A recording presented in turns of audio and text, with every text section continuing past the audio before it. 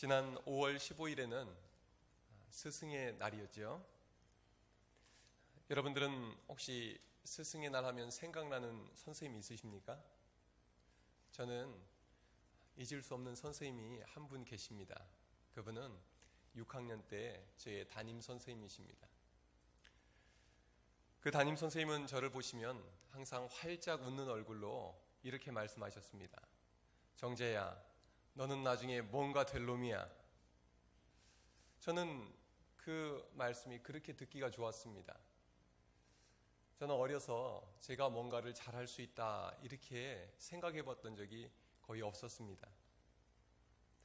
그런데 우리 선생님께서 그렇게 말씀해 주실 때는 힘이 나고 나를 믿어주시는구나, 나도 뭔가 될 수 있겠구나, 그런 확신이 생겼습니다. 그런데 가만히 생각해 보면 그 말이 그렇게 대단한 말은 아니었던 것 같습니다. 정재여, 넌 나중에 뭔가 될 놈이다. 뭔가 되겠죠? 시간이 지나면 당연히 뭔가 되지 않겠어요? 그런데 그 선생님의 말씀이 그렇게 제 마음에 와닿았던 이유는 항상 사랑과 저를 신뢰하는 마음을 실어서 그 말씀을 해주셨다는 것입니다. 그래서 제가 중학교에 가고 고등학교 가고 대학교를 가고 이후로 계속 살아가면서도 선생님의 그 말씀은 저에게 늘 기억이 나고 저에게 힘이 되어 주었습니다. 그래서 제가 신학대학원을 졸업하고 나서 교육전도사 시절이었을 때인데요, 선생님을 너무 뵙고 싶은 거예요. 알 길이 없어서 교육청에 수소문을 했더니 어디 학교에 근무하신다 그러더라고요. 그래서 직접 연락을 드리고 찾아가 뵀습니다. 선생님, 그때 이런 말 저한테 해주셨는데 그 말씀이 저는 항상 힘이 됐습니다. 그래서 저는 지금 전도사가 됐습니다. 제가 초등학교를 졸업한 지 이제 한 35년 정도 됐습니다. 지금은 그 선생님께서 어디에서 어떻게 지내시는지를 모르겠습니다. 제가 찾아뵀을 때 건강이 좋지 않은 상황이셨는데 지금은 어떠신지를 모르겠습니다. 그러나 그 선생님의 말씀은 지금까지도 저에게 계속해서 힘을 주고 있습니다. 제가 선생님을 다시 만날 기회가 있다면 이렇게 말씀을 드리고 싶습니다. 선생님, 제가 선생님 덕분에 목사가 됐습니다. 그것도 사랑이 넘치는 교회, 평안한 교회, 행복한 교회, 여수덕춘교회 담임 목사가 됐습니다. 그렇게 선생님께 자랑을 하고 싶습니다. 사람들은 인생을 살아가면서 자기를 믿어주고 지지해주는 선생님 한 분만 만나도 그 인생이 변화됩니다. 오늘 성경 말씀에는 우리의 진정한 선생님이 되어주시는 한 분이 소개가 됩니다. 이분을 만난 사람들은 다 새로운 인생을 살아가게 되었습니다. 이분을 만난 사람들은 상처가 치유됐습니다. 이분을 만난 사람은 새 삶을 살아가는 새 사람이 되었던 것입니다. 이분은 누구일까요? 우리 함께 16절, 17절 같이 읽겠습니다. 시작. 내가 아버지께 구하겠으니 그가 또 다른 보혜사를 너희에게 주사 영원토록 너희와 함께 있게 하리니 그는 진리의 영이라. 세상은 능히 그를 받지 못하나니 이는 그를 보지도 못하고 알지도 못함이라. 그러나 너희는 그를 아나니 그는 너희와 함께 거하시며 또 너희 속에 계시겠음이라. 아멘. 우리의 인생을 변화시켜 주시는 그 한 분은 바로 진리의 영이신 성령님이십니다. 예수님께서 말씀하셨습니다. 내가 아버지께 구하겠다. 나 외에 또 다른 보혜사를 보내주셔서 너희와 항상 함께 있게 해주겠다. 여러분, 보혜사라는 말은 무슨 뜻일까요? 한자말로 보혜사는 도울 보자, 은혜의 자, 가르칠 사자 또는 스승 사자, 그렇게 해서 보혜사라고 합니다. 도와주시고 은혜를 베풀어 주시고 사랑해 주시고 지혜를 가르쳐 주시는 분이 보혜사 성령님이십니다. 최고의 선생님, 최고의 스승님을 의미하는 것입니다. 보혜사를 본래 신약 성경이 기록됐던 헬라어에서는 파라클레토스라고 합니다. 파라클레토스라는 말의 원래 의미는 옆에서 말해주는 자, 대신 호소해주는 자, 격려해주는 자, 위로해주는 자, 변호해주는 자, 이런 의미를 가지고 있습니다. 그래서 다른 성경에서는 돕는 자, 상담자, 위로자, 변호자, 중보자, 이런 말로 번역을 합니다. 지금까지는 예수님이 제자들 곁에 항상 같이 계셨습니다. 예수님이 가르쳐 주셨습니다. 어떤 상황 속에서도 예수님이 도와주셨습니다. 그런데요, 예수님이 이제 제자들을 곁을 떠나시겠다는 겁니다. 이제 나는 너희 곁을 떠나려 한다. 나는 고난을 받고 십자가에 못 박혀 죽을 것이다. 나는 사흘 만에 다시 살아날 것이고 아버지 곁으로 올라갈 것이다. 그러면 이제부터는 누가 제자들 곁에서 제자들을 가르쳐줘야 할까요? 누가 제자들 곁에 함께 있으면서 그 제자들을 도와주고 지켜주고 이 제자들을 이끌어줘야 한단 말입니까? 제자들은 누구를 믿고 따를 수 있겠습니까? 오늘 본문 25절 26절에서 이렇게 말씀합니다. 내가 아직 너희와 함께 있어서 이 말을 너희에게 하였거니와 보혜사 곧 아버지께서 내 이름으로 보내실 성령 그가 너희에게 모든 것을 가르치고 내가 너희에게 말한 모든 것을 생각나게 하리라. 아멘. 예수님께서는 제자들과 함께 하실 때 열정을 다해서 복음을 가르쳐 주셨습니다. 그리고 이해하기 쉬우라고 비유로 풀어 가르쳐 주셨습니다. 그런데도 제자들은 깨닫지 못했습니다. 예수님께 직접 말씀을 듣고도 믿지를 못했습니다. 그래서 예수님은 제자들에게 종종 믿음이 작은 자들아 책망을 하시기도 했습니다. 또 부활하신 주님을 만나고도 믿지 못하는 제자들에게 믿음이 없는 것을 꾸중하기도 하셨습니다. 그런데요, 오순절에 성령님이 임하시고 나서 무슨 일이 일어났습니까? 이제는 제자들 곁이 아니라 제자들 마음 속에 성령님이 함께 하셨습니다. 성령님께서는 예수님께서 해주셨던 그 말씀들이 기억나게 하셨습니다. 기억만 난 것이 아니라 그 말씀이 분명히 무슨 뜻인지 꿰어져 알게 하셨습니다. 이해가 된 것입니다. 예수님께 직접 들어도 이해되지 않았던 것이 이제는 성령님이 그 속에서 깨닫게 하시니까, 성령님이 가르치시니까 그 말씀이 너무너무 잘 이해가 된 겁니다. 이해만 된 것이 아닙니다. 그 말씀이 믿어졌습니다. 예수님은 하나님의 아들이심이 믿어졌습니다. 예수님은 십자가에 죽으시고 우리의 모든 죄를 사해 주시고 다시 부활하셨음을 믿게 되었습니다. 성령님의 도우심으로 예수님의 말씀이 그 속에서 살아 역사하게 되었던 것입니다. 성령 충만함을 받은 제자들은 예수님과 함께 있을 때와는 전혀 다른 사람들이 되었습니다. 베드로와 11 사도가 예수 그리스도의 복음을 전할 때 3,000명이 회개하고 예수님을 믿게 됩니다. 베드로와 요한은 성령님의 도우심으로 예수님보다 더 큰 능력을 행하게 됩니다. 그들은 무식한 갈릴리 출신이었지만 유대 지도자들과 제사장들 문중 앞에 끌려가서도 담대합니다. 그 사람들은 당시에 최고의 학벌을 가지고 있었고 최고의 율법 교사들에게 배움을 받았던 그런 대제사장들과 유대인 지도자들이었습니다. 그런데요, 제자들에게는 성령님이 스승이 되어주셨습니다. 성령 받은 제자들을 그 누구도 감당할 수가 없었던 것입니다. 성령 받고 변화받은 분 중에 제가 가장 존경하고 사랑하는 분은 저의 아버지십니다. 저희 아버지는 올해 연세가 80세이신데요 초등학교도 다녀보지 못한 분입니다. 어려서 건강이 좋지 않아서 학교를 잘 못 다니셨답니다.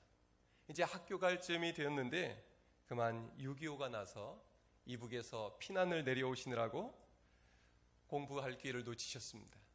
그리고 피난 내려와서는 가족의 생계를 함께 책임지느라 그 후로는 공부할 기회를 아예 갖지 못하셨습니다. 그래서 아버지께서는 공부 못하신 것을 평생 한스럽게 여기셨습니다. 저희 사남매에게는 열심히 공부해라, 공부 열심히 해서 하나님 앞에 귀하게 쓰임받는 사람이 되라 늘 강조하시곤 했습니다. 그에 비해서 저는 초, 중, 고 대학교를 졸업했습니다. 신학대학원에서 신학 공부를 하고 목회학 박사 과정까지 공부했습니다. 어려서 저는 초등학교도 가보지 못한 아버지가 부끄럽게 생각될 때가 종종 있었습니다. 그런데 지금은 아버지를 만나 뵐 때면 저는 항상 고개가 숙여집니다. 어떻게 저렇게 지혜로우실까? 어떻게 저렇게 믿음이 좋으실까? 아버지보다 공부 많이 했다는 제가 이제는 아버지 앞에서 종종 부끄러움을 느끼곤 합니다. 그래서 아버지께 진심을 담아서 이렇게 말씀을 드렸습니다. 아버지 존경합니다. 아버지 사랑합니다. 저는 아버지를 닮고 싶습니다. 그때 아버지께서는 이렇게 말씀하셨습니다. 그래, 고맙다. 이 무식한 아버지를 닮을 것은 아무것도 없다. 오직 하나님을 믿는 믿음 하나만 닮아라. 저희 아버지는 본래 예수님을 믿던 분이 아닙니다. 믿지 않던 가정에서 태어나서 믿음 없이 살던 분입니다. 누구도 꺾지 못하는 황소고집을 가진 분이었습니다. 그리고 20대 초반부터 얼마나 술을 좋아하셨는지 술 없이 살지 못하던 분입니다. 술 한 말을 지고는 못 가도 뱃속에는 넣고 간다 그러던 분입니다. 그것도 소주나 막걸리는 약해서 별로 안 드시고, 빼가리라는 술을 들어보셨습니까? 그런 술을 기본은 3병, 4병, 더 드실 땐 5병 정도 드셔야 직성이 풀리던 분이었습니다. 그리고 저희 아버지에게 예수님을 믿으라고 전도하러 왔던 어느 아가씨가 있었는데 폭언을 하고 내쫓았던 그런 마음도 강팍했던 분입니다. 그러던 청년이 어느 날 왠지 교회 가고 싶은 마음이 생기더랍니다. 그리고 밤 늦게까지 일을 보통 하셨는데 새벽이 되면 땡그랑 땡그랑하는 새벽 종소리에, 교회에서 울리는 그 종소리에 잠이 저절로 깨곤 하셨답니다. 그래서 아무것도 모르는 채로 새벽기도를 몇 달이나 다녔다고 합니다. 그러다 군대 가서 군대교회를 다니게 되고 또 제대해서 어느 교회에 수요 예배를 갔다가 말씀을 듣는데 가슴이 뜨거워지는 경험을 합니다. 등에는 땀이 주르륵 흘러내렸다고 합니다. 얼마 뒤에 부흥회에 참여했다가 말씀을 듣는 중에 회개 기도가 터져 나왔습니다. 어려서 지은 죄까지 다 생각이 나고 그 모든 죄를 하나님 앞에 회개를 하게 됩니다. 기도를 하는데 몇 시간 동안이나 온몸이 진동하는 경험도 하게 되었습니다. 그 다음부터는 말씀을 읽을 때마다, 말씀을 들을 때마다 그 말씀이 깨달아지고 그 말씀이 믿어지고 그 말씀에 감동이 되고 눈물이 나더라는 것입니다. 그 뒤로 저희 아버지는 이전처럼 살 수 없었다고 고백을 하셨습니다. 술이 저절로 끊어진 것은 물론이요, 기쁨으로 충만한 삶을 살게 된 것입니다. 도대체 무슨 일이 일어난 것일까요? 예수 믿고 성령 받고 새 삶을 살게 된 것입니다. 예수님의 말씀처럼 내가 아버지께 구하겠으니 그가 또 다른 보혜사를 너희에게 주사 영원토록 너희와 함께 있게 하리니 그는 진리의 영이라. 그는 너희와 함께 거하시며 또 너희 속에 계시겠습니다. 성령님께서 아버지의 마음속에 들어오신 이후로 저희 아버지는 다른 사람이 되어버렸습니다. 그 이후로 기도 응답받은 이야기며 말씀의 은혜 받은 이야기며 간증은 며칠 밤을 새도 다 하지 못할 만큼 많은 간증의 이야기를 들려주곤 하셨습니다. 여기 계신 분들 중에서 아직 성경 말씀을 읽어도, 성경 말씀을 들어도 잘 이해가 안 되는 분이 계십니까? 그렇다면 예수님께서 약속하신 성령 받기를 구하시기를 바랍니다. 말씀을 들어서 이해까지는 되는데 믿어지지 않는 분들이 있습니까? 성령 충만을 구하시기를 바랍니다. 성령님이 우리 안에 거하셔서 말씀이 깨달아지게 하시고 말씀이 믿어지게 하시고 말씀이 우리의 능력이 되게 해주실 줄로 믿습니다. 우리의 스승님이신 보혜사 성령님이 우리 안에 거하시면 우리는 새로운 사람이 되기 때문입니다. 다음으로 성령님이 우리 안에 거하시면 어떤 일이 일어날까요? 우리의 마음을 헤아려 주십니다. 오늘 본문 18절 말씀을 함께 읽겠습니다. 시작. 내가 너희를 고아와 같이 버려두지 아니하고 너희에게로 오리라. 아멘. 예수님께서 제자들을 떠나서 아버지께로 가겠다 말씀하셨을 때 제자들은 고아와 같이 버림받은 마음이었습니다. 제자들은 너무나 당황스러웠습니다. 모든 것을 버리고 예수님을 따라왔는데, 그동안 예수님만 따라다녔는데 예수님이 떠나가 버리면 어떻게 되는 것입니까?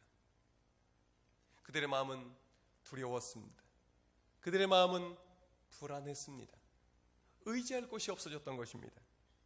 이때 예수님께서 제자들에게 말씀하십니다. 내가 너에게 또 다른 보혜사를 보내주겠다. 내가 새로이 보내주는 보혜사는 나보다도 너에게 더 유익하다. 그러므로 내가 떠나가는 것이 너희에게 더 유익하다. 인간의 육신을 입고 이 땅에 오신 예수님은 육신의 한계 안에서 제자들과 함께 하셨습니다. 변화산 사건을 예로 들겠습니다. 예수님은 변화산에 올라가실 때 제자 몇 명만 데리고 올라가셨습니다. 예수님과 함께 있었던 제자들은 변화산에서 놀라운 경험을 하게 됐습니다. 그러나 나머지 제자들은 산 밑에서 자기들끼리만 기다려야 했습니다. 그때 한 아버지가 귀신 들린 아들을 데리고 와서 제자들에게 이 아들 고쳐달라고 애원을 합니다. 그러나 예수님은 그 자리에 함께 계시지 않았습니다. 제자들은 아무것도 할 수 없었습니다. 육신의 한계 속에 거하셨던 예수님과는 달리 성령님께서는 모든 제자들 가운데 함께 하시겠다고 말씀하십니다. 예루살렘에 있는 제자나 유대 땅에 흩어져 있는 제자나 또 사마리아에 있는 제자나 땅끝 어느 곳에 있는 제자들에게 성령님은 동일하게 함께 하시게 된 것입니다. 보혜사 성령님은 우리의 육신의 한계를 뛰어넘으십니다. 그래서 예수님이 제자들에게 제한적으로 행하셨던 모든 일들을 이제는 모든 제자들에게 동일하게 무한하게 행하게 되신 줄로 믿으시기를 바랍니다. 예수님께서 약속하신 성령님은 오늘 우리 속에 거하고 계십니다. 함께 거하기만 하시는 분이 아니라 우리의 속마음을 우리보다 더 잘 아시는 분입니다. 그래서 로마서 8장에서 우리 자신도 스스로를 위해 어떻게 기도해야 될지조차 모를 때 성령님은 우리 마음을 헤아리시고 말할 수 없는 탄식으로 우리를 위해 친히 간구하신다 말씀하십니다. 우리가 힘들 때는 어떤 때입니까? 우리가 혼자라고 생각할 때 아닙니까? 우리가 너무 외롭다, 내 마음을 알아주는 사람이 아무도 없다 생각할 때가 정말 힘들 때 아닙니까? 우리 어르신들과 말씀 나누다가 보면 혼자인 것이 가장 힘들다 이런 말씀을 듣곤 합니다. 이 어르신이 돼도 연세가 들어도 부모님이 그립다는 말씀을 하곤 하십니다. 고아와 같이 버려진 그 마음을 느끼신다는 것이죠. 그런데요, 성령님은 항상 우리와 함께 하십니다. 우리 속에 계셔서 우리의 마음을 헤아려 주시고 우리의 마음을 어루만져 주시고 우리에게 힘을 부어 주십니다. 한 여자아이가 이 한국에 살다가 부모님을 따라서 8살 때 미국에 있는 시카고로 이민을 가게 됐습니다. 영어를 한마디도 모르는 채로 미국으로 이민을 갔습니다. 그러니까 학교에서는 어떠했겠습니까? 선생님이 가르쳐줘도 한마디도 못 알아듣는 거예요.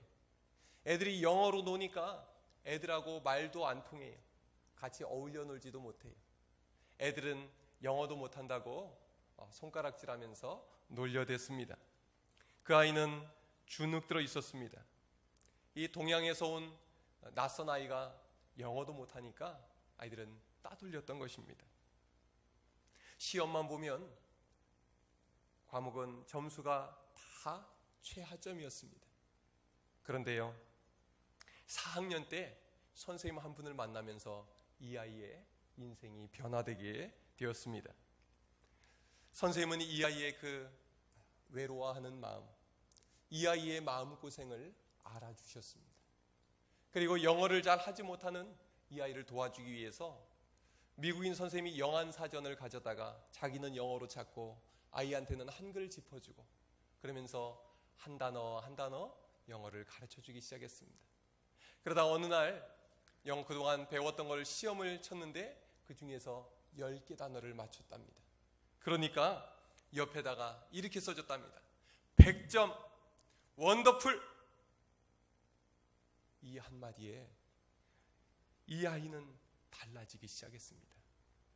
그때부터 열심히 영어 단어를 외우고 또 해보려 하고 어울리려 하고 그러면서요 6달 만에 영어를 능숙하게 익혀서 수업 시간에 발표까지 잘하는 아이가 되었다고 합니다.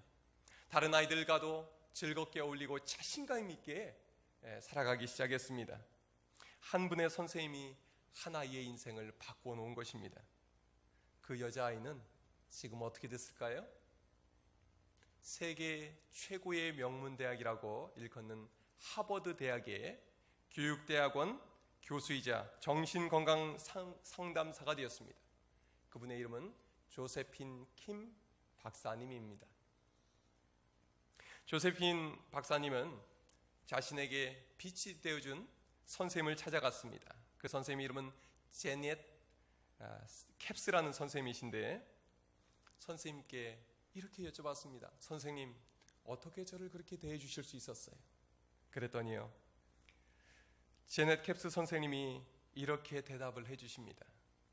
나는 지난 35년 동안 새벽마다 새벽 4시 반에 일어나 집안 환경이 좋지 않은 아이, 공부를 어려워하는 아이, 결손 가정의 아이들을 위해서 한 명 한 명 부르며 기도했단다. 그냥 아이가 불쌍해서 도와준 것이 아니고 기도하며 성령의 충만함을 받고 성령님의 인도하심을 받고 이 선생님은 아이들의 마음을 어루만져 주셨던 것입니다. 그래서 조세핀 킴 박사님은 자신의 저서에서 이렇게 썼습니다. 교육 시스템이 아무리 엉망이고 학부모가 엉망이어도 아이를 진심으로 돌봐주는 단 한 사람의 어른만 있으면 그 아이는 편한다. 내 마음을 아프게 하고 자꾸 마음이 가는 아이에게 관심을 기울이는 단 한 명의 어른이 되어주어라. 여기에 선생님들이 계시죠. 교회학교 선생님들, 또 학교 선생님들. 그렇다면 우리 아이들에게 그 단 한 명의 선생님, 어른이 되어주실 수 있기를 바랍니다. 이 자리에 계신 부모님들은 우리 자녀에게 그 단 한 명의 어른이 되어줄 수 있기를 바랍니다. 조세핀 교수님처럼 자기 마음을 헤아려주고 믿어주고 끝까지 지지해주는 선생님을 만난 사람은 참 복받은 사람입니다. 그러나 여러분, 우리가 기억할 수 있기를 바랍니다. 우리에게는 이보다 더 좋은 선생님이 계십니다. 그분은 누구이십니까? 보혜사 성령님이십니다.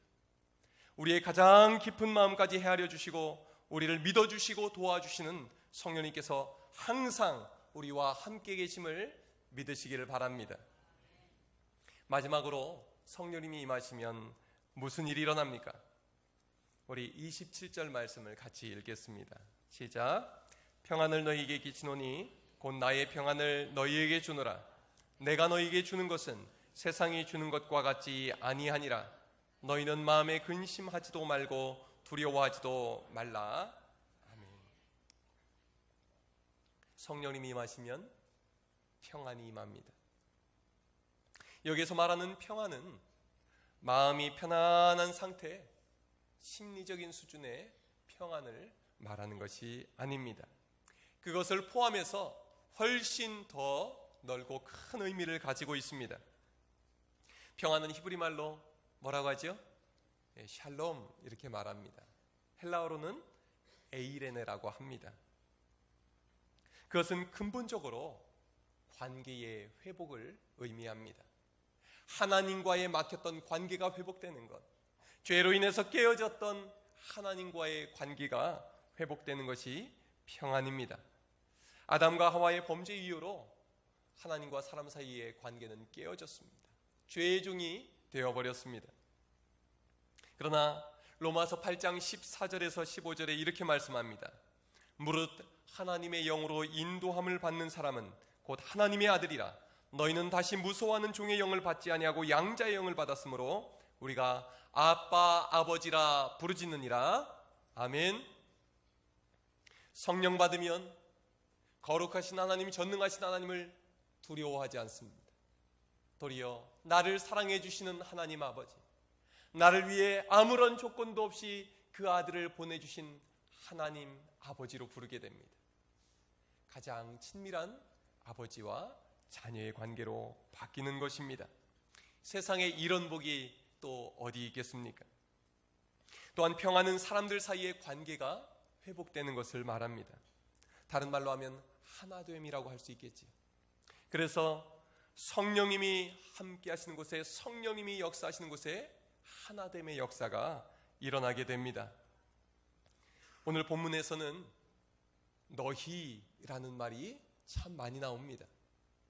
우리가 읽은 구절 안에서만 25번이나 나옵니다. 주님은 너라고 하지 않고 끊임없이 너희라고 말씀합니다. 너희에게 평안을 주겠다. 보혜사 성령님을 너희에게 보내주겠다. 우리 주님께서는 성령님을 통해서 우리가 하나 되기를 원하십니다. 다시 말해서 나가 아니라 우리가 되기를 원하시는 것입니다. 오순절에 성령님이 임하시자 제자들은 하나가 되었습니다. 제각각이 아니라 하나의 운명 공동체가 됩니다. 성령님이 임하시기 전까지는 제자들은 다 따로따로였습니다. 예수님을 따라다니면서도 자기 생각만 했습니다. 어떻게 하면 내가 더 잘 될 수 있을까? 어떻게 하면 저 사람보다 더 잘 될 수 있을까? 예수님이 체포되셨을 때도 다 자기 살 길 찾아서 도망갔던 사람들입니다. 자, 그런데요, 이 제자들이 성령 받고 나서는 어떻게 되었습니까? 그들은 함께 모여 기도했습니다. 기도하며 하나가 되었습니다. 그리고 성령 받고 나서 하나가 되어 일어나 복음을 증거했습니다. 그리고 그들은 자기들의 물건을 팔아서 서로 나누었었습니다. 경제적으로도 하나가 되었습니다. 기도로 하나가 되고, 말씀으로 하나가 되고, 사랑으로 하나가 되고, 물질로도 하나가 된 것입니다. 사단이 역사하는 곳에는 분리의 영이 임합니다. 서로 분열하고 나뉘어집니다. 그런데요, 성령님이 임하시는 곳에는 하나됨의 역사가 있는 줄로 믿으시기 바랍니다. 이제는 나는 나, 너는 너가 아니라 이제는 주님 안에 우리가 되는 것입니다. 여러분, 우리가 성령 받았다 하는 것을 어떻게 알 수 있을까요? 나만 챙기던 사람이 우리를 챙기는 것입니다. 다른 사람을 내 일처럼 챙기게 되는 것입니다. 우리 덕춘교회 어떤 교회입니까? 지난번 우리 구역장님 또 인도자들 함께 모이셔서 우리 교회 자랑거리를 한번 여러 가지 꼽아보는 중에 우리 교회는 정이 많은 교회입니다. 사랑이 많은 교회입니다. 가족 같은 교회입니다. 다 그 얘기가 무슨 얘기예요? 우리 교회는 사랑으로 하나 된 교회라는 의미 아니겠습니까? 우리가 어제는 요 종고 초등학교 실내체육관에서 체육대회를 했습니다. 전교인 한마음 체육대회를 했는데요, 저는 그 자리에서 하나님께서 하나 되게 하시는 역사를 보게 되었습니다. 우리 원로 목사님도 오랜만에 모시고 우리가 너무나 즐겁게 웃고 즐기고 또 뛰놀면서 성령님께서 우리 덕충교회를 하나 되게 하심을 느낄 수가 있었습니다. 하나님께서는 우리 덕충교회가 사랑으로 하나 되어서 이 지역사회를 사랑으로 섬기기를 원하시는 줄로 믿으시기를 바랍니다. 항상 하나님께서는 새로운 가족들을 보내주시기에 앞서서, 하나님께서는 항상 교회가 부흥하기에 앞서서 사랑으로 하나 되게 하시는 분이십니다. 이 모든 일들을 보면서 하나님이 함께 하시고 성령님께서 역사하시는 교회, 그 교회가 바로 우리 덕충교회임을 믿습니다. 앞으로도 우리 덕충교회 기도로 하나 되고, 말씀으로 하나 되고, 예배로 하나 되고, 사랑으로 하나가 되어서 또 우리를 이끌어주시는 성령님의 인도하심을 받아서 하나님께 영광을 올려드리고 주님의 사랑을 지역사회에 널리 드러내는 덕충교회가 되기를 주님의 이름으로 축원합니다. 기도하겠습니다.